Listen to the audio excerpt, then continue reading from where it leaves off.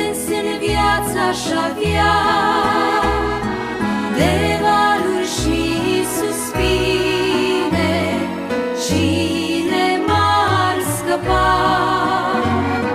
Ce-aș face în strâmtorare, când în primejdii aș fi, de n-ai fi tu îndurare, sau de mai părăsi. Tu, Iisuse,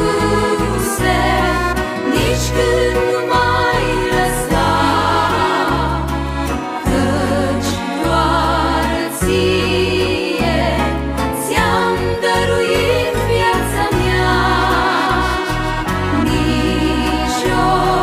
Niciodată nu-i lași pe-ai tăi copii, îi o protești ca un tată, orice furtuni ar veni.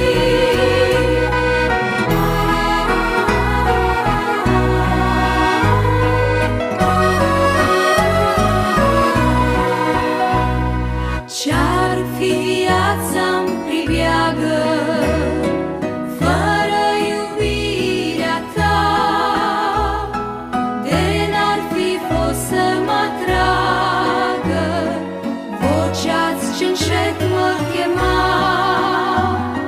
Vino, copile, la mine, că-n brațul meu vei găsi pace și